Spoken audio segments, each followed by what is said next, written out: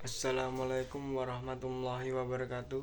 Saya Muhammad Taufikur Rahman, NIM 234011156 dari Prodi Ekonomi Syariah semester 2. Alasan saya membuat video ini untuk memenuhi tugas UAS mata kuliah studi hadis. Mungkin tidak usah berlama-lama, langsung saja kita ke pembahasan. Pengertian hadis maudhu. Maudhu berarti menggugurkan, meninggalkan, dan memalsukan. Sedangkan secara istilah, hadis maudhu adalah sesuatu yang dinisbahkan kepada Rasulullah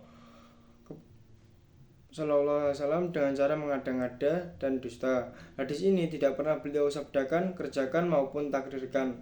Sedangkan dalam istilah ilmu hadis, hadis maudhu adalah hadis yang diada-adakan dan dipalsukan atas nama Rasulullah Sallallahu Alaihi Wasallam secara sengaja atau kesalahan. Sebagian ulama mengkhususkan hadis maudhu pada dusta yang disengaja saja. Hadis maudhu adalah hadis yang kontroversial yang dibuat seseorang dengan tidak mempunyai dasar sama sekali. Berikut adalah kriteria hadis maudhu. Indikasi kemaudhuan hadis berkaitan dengan rawi atau sanad dan mungkin pula berkaitan dengan matan. Yang pertama, ciri yang berkaitan dengan rawi atau sanad. Periwayatnya dikenal sebagai pendusta atau tidak ada jalur lain yang periwayatnya syikoh meriwayatkan hadis itu. 2. Periwayatnya mengakui sendiri membuat hadis tersebut. Ditemukan indikasi yang semakna dengan pengakuan orang yang memalsukan hadis. Seseorang periwayat yang mengaku meriwayatkan hadis yang dari seorang guru yang tidak pernah bertemu dengannya. 2. Ciri-ciri yang berkaitan dengan matan. Kepalsuan suatu hadis dapat dilihat juga pada matan. Berikut ciri-cirinya. Yang pertama adalah kerancuan redaksi atau kerusakan makna. 2. Berkaitan dengan kerusakan makna tersebut. 3. Hadisnya bertentangan dengan petunjuk Al-Quran yang pasti. Berikut adalah macam-macam hadis maudhu.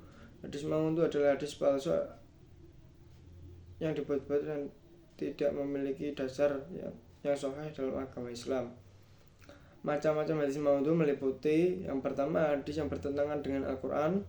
2. Hadis yang mengandung cacat sanad dan cacat matan. Hadis palsu untuk kepentingan ulama, kepentingan politik atau sosial. Berikut adalah latar belakangnya hadis maudhu, yaitu yang mendasari adalah belum terhimpunnya hadis Nabi dalam suatu kitab. Yang kedua adalah kedudukan hadis sebagai sumber ajaran. Selanjutnya adalah sejarah Imam hadis dan karyanya: Imam Bukhari, Imam Muslim, Imam Tirmizi, Imam Nasai, Imam Abu Dawud, dan Ibnu Majah. Yang pertama adalah Imam Bukhari memiliki nama lengkap Muhammad bin Ismail bin Ibrahim bin Al-Mughirah bin Bardibah Al-Jufi, lahir tahun 810 Masehi di Bukhara, Uzbekistan. Karya utama yaitu Sahih Al-Bukhari mewarisi penetapan standar keakuratan dalam validasi hadis dan mempengaruhi pengembangan ilmu hadis. Selanjutnya adalah Imam Muslim, memiliki nama lengkap Abu Al-Husain Muslim Ibnu Al-Hajjaj Ibnu Muslim Al-Qushari Al-Naisaburi, lahir tahun 820 Masehi di Naisabur, Iran. Karya utama adalah Al-Jami Al-Sahih atau Sahih Muslim. Warisannya adalah salah satu koleksi hadis paling otentik, fokus pada hadis-hadis sahih Nabi Muhammad SAW. Selanjutnya adalah Imam Tirmizi, memiliki nama lengkap Abu Isa Muhammad bin Isa bin Saurah bin Musa bin Andha As-Sulaiman At-Tirmizi, lahir tahun 209 Hijriah di Tirmiz. Karya utama adalah Sunan At-Tirmizi. Warisan adalah salah satu dari Kutubus Sitoh, penulis karya-karya penting seperti kitab Al-Ilal. Selanjutnya adalah Imam Nasai, memiliki nama lengkap Ahmad bin Syu'ab bin Ali bin Sinan bin Bahar bin Dinar Abu Abdurrahman Al-Qurasani, lahir tahun 215 Hijriah di Nasai. Karya utama adalah Sunan An-Nasai, warisan salah satu dari 6 kitab hadis utama. Karya-karya tambahan seperti As-Sunan Al-Kubro. Selanjutnya adalah Imam Abu Dawud. Memiliki nama lengkap Abu Dawud Sulaiman bin Al-Ash'ash bin Ishaq Al-Azzi Al-Sijitan, lahir tahun 202 Hijriah di Sistan, Basrah. Karya utama Sunan Abu Dawud, warisan salah satu dari 6 kitab hadis utama, dikenal dengan ketelitian dalam pengumpulan hadis-hadis Nabi. Selanjutnya adalah Imam Ibnu Majah. Nama lengkap Abu Abdullah Muhammad Ibnu Yazid Ibnu Majah Al-Rubai Al-Qazwini, lahir tahun 209 Hijriah di Qazwin. Karya utama adalah Sunan Ibnu Majah. Warisan adalah salah satu dari 6 kitab hadis utama, terkenal dengan semangatnya dalam mengumpulkan hadis-hadis Nabi. Setiap imam ini memberikan kontribusi besar dalam pengumpulan, validasi, dan penyebaran hadis Nabi Muhammad SAW, membentuk fondasi penting dalam studi hadis Islam. Asbabul Wurud. Berikut adalah pengertian asbabul wurud. Istilah asbabul wurud dapat diartikan sebagai sebab-sebab atau latar belakang munculnya suatu hadis.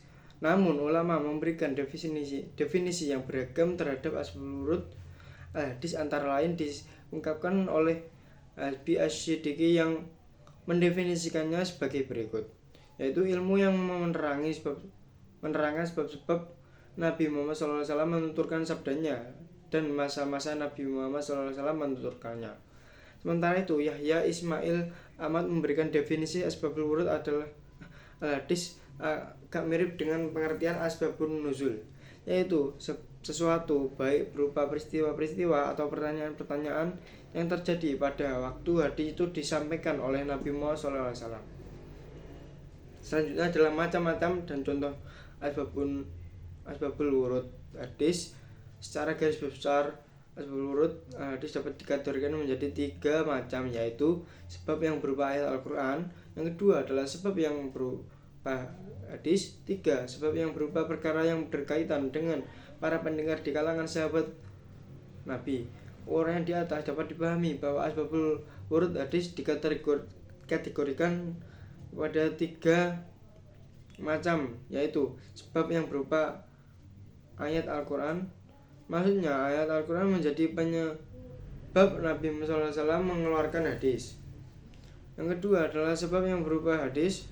Maksudnya terdapat suatu hadis namun sebagian sahabat kesulitan memahaminya, maka kemudian muncul hadis lain yang memberikan penjelasan terhadap hadis tersebut. 3 sebab yang berupa perkara yang berkaitan dengan para pendengar di kalangan sahabat Nabi Muhammad SAW. Di antara selanjutnya yaitu contoh lain yang mengenal asbabul wurud hadis Nabi Muhammad SAW adalah sebagai berikut.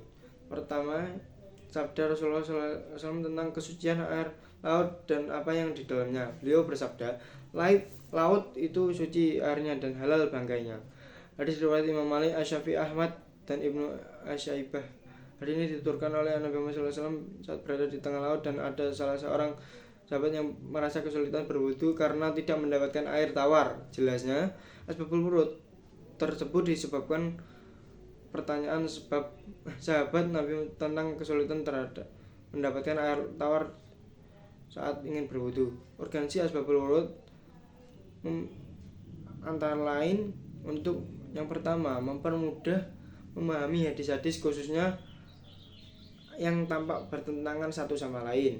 Yang kedua adalah membatasi pengertian hadis yang masih mutlak. 3 adalah mentafsir atau merinci hadis yang masih bersifat global. Dan 4, menentukan ada atau tidak adanya nasik masuk dalam suatu hadis. Dan yang kelima, menjelaskan ilat atau sebab-sebab ditetapkannya suatu hukum. Dan 7, menjelaskan maksud suatu hadis yang masih muskil atau sulit dipahami. Dan yang ke-8 menentukan adanya taksis hadis yang bersifat umum. 8 mengetahui hikmah disyariatkan sesuatu. Selanjutnya adalah proses transmisi hadis atau tahammul al-ada.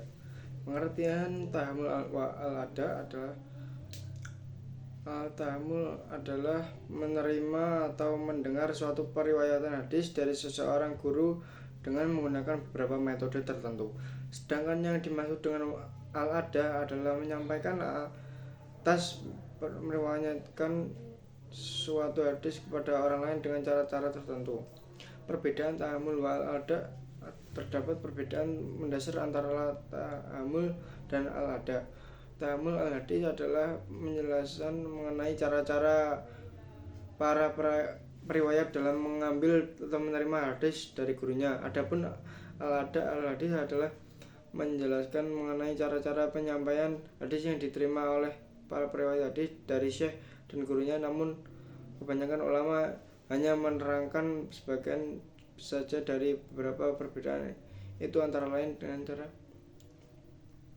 periwayat untuk berbagai macam peristiwa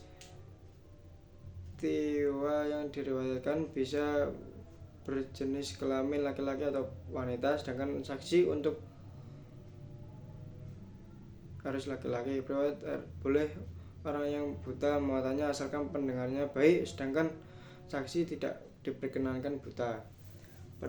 Yang ketiga, periwayat boleh memiliki hubungan kekerabatan dengan orang yang dijelaskan dalam riwayat yang dikemukakannya, sedangkan saksi tidaklah sah bila memiliki hubungan kekerabatan dengan yang diberi kesaksian perkaranya.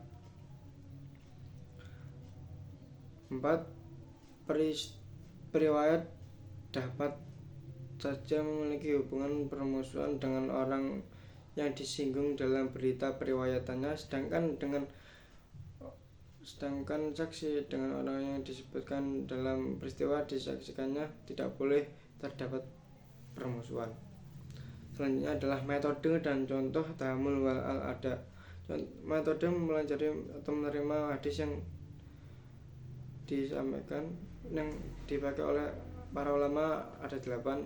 Demikian metode ada yang digunakan ada 8 cara yang menyertai tahammul, karena seseorang yang menyampaikan periwayatnya harus menjelaskan metode ada yang digunakan ketika menerima hadis. Metode itu adalah al-sima atau mendengar, al-ardlu al-qiraah, 3 al-ijazah, 4 al-munawalah, 5 al-muktabah atau menulis, al-i'lam al-syekh memberitahu seorang guru, 4 al-wasiyah, 8 al-wijadah.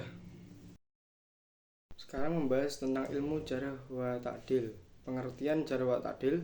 Ilmu jarh wa ta'dil adalah cabang ilmu yang membahas tentang penilaian baik dan buruk atau cacat dari seorang perawi dan hadis yang disampaikan. Jarh berarti kritik atau penilaian negatif terhadap seorang rawi, sedangkan ta'dil berarti penilaian yang positif atau memuji seorang rawi. Kedua konsep ini digunakan oleh para ulama hadis untuk menentukan kredibilitas seorang rawi dan kualitas hadis yang disampaikan. Berikut adalah perbedaan jarh wa ta'dil. Mulai dari jarh, definisinya adalah jarh secara harfiah berarti luka atau cacat. Dalam konteks ilmu hadis, jarh merujuk kepada kritik atau penilaian negatif terhadap seorang perawi hadis. Tujuan jarh adalah untuk mengidentifikasi kelemahan atau cacat dalam periwayatan hadis, baik yang berkaitan dengan akhlak, integritas, maupun kemampuan hafalan perawi. Kriteria jarh bisa beragam, mulai dari kebohongan, kesalahan dan dalam meriwayatkan hadis, ketidakjujuran, penyimpangan dalam akidah, hingga kelalaian atau kelemahan dalam hafalan. Tingkatan jarh bisa berbeda dari jarh yang ringan seperti lupa atau kelalaian kecil, hingga jarh yang berat seperti terbukti berdosa atau memiliki akidah yang menyimpang. Selanjutnya ta'dil. Definisi ta'dil secara harfiah berarti memperbaiki atau menguatkan. Dalam konteks ilmu hadis, takdil merujuk kepada pujian atau penilaian positif terhadap seorang perawi hadis. Tujuan takdil adalah untuk menegaskan keandalan, kejujuran, dan kapasitas seorang perawi dalam meriwayatkan hadis. Selanjutnya, kriteria takdil mencakup integritas moral, kejujuran, ketepatan hafalan, ketakwaan, dan konsistensi dalam meriwayatkan hadis. Tingkatan takdil juga bisa berbeda-beda, dari takdil yang biasa, misalnya perawi yang baik, hingga yang sangat tinggi, misalnya perawi sangat terpercaya dan sempurna dalam hafalannya. Selanjutnya adalah macam-macam kitab jarh wa ta'dil. Banyak sekali, diantaranya kitab yang hanya menjelaskan ketiksahan perawi, 2 buku yang hanya menjelaskan kelemahan dan kecacatan perawi, buku yang menjelaskan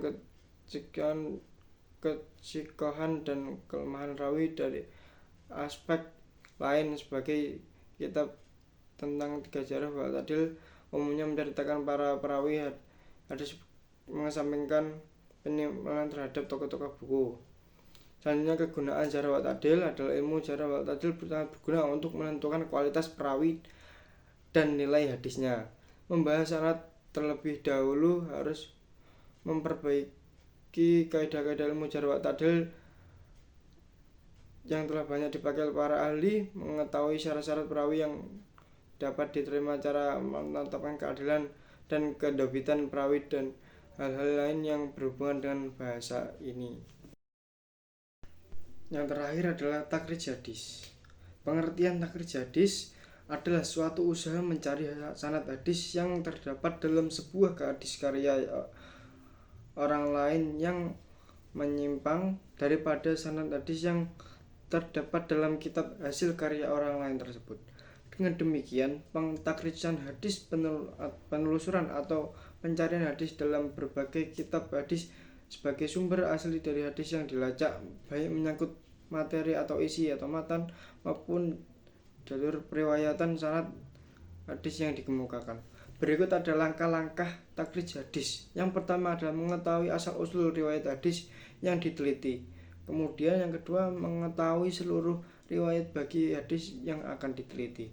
3. Mengetahui ada atau tidaknya syahid atau mutabi pada hadis yang diteliti.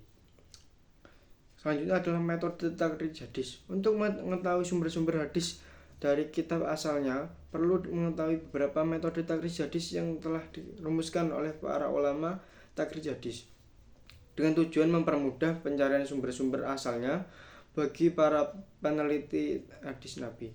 Metode takhrij hadis. Dalam melakukan takhrij hadis ada 5 metode yang bisa dipakai, yaitu yang pertama, takhrij melalui lafal yang terdapat dalam matan hadis. 2. Takhrij melalui lafal pertama matan hadis. 3. Takhrij melalui riwayat pertama atau sanad pada tingkat sahabat. 4. Takhrij melalui tema-tema hadis. 5. Takhrij melalui klasifikasi jenis hadis. Berikut macam-macam takhrij hadis. Takhrij hadis dibagi menjadi 3 macam. Berikut macam-macam hadis takhrij hadis tersebut. Yang pertama, takhrij muwasa. Adapun motif dari takhrij muwasa ini sebagai berikut. Yang A. Memutawatirkan atau mempopulerkan hadis. 2. Mengungkapkan ilat atau menolaknya yang tertera dalam hadis. 2. Takhrij wasah atau mutawasid. Dan yang ketiga adalah takhrij muktasar.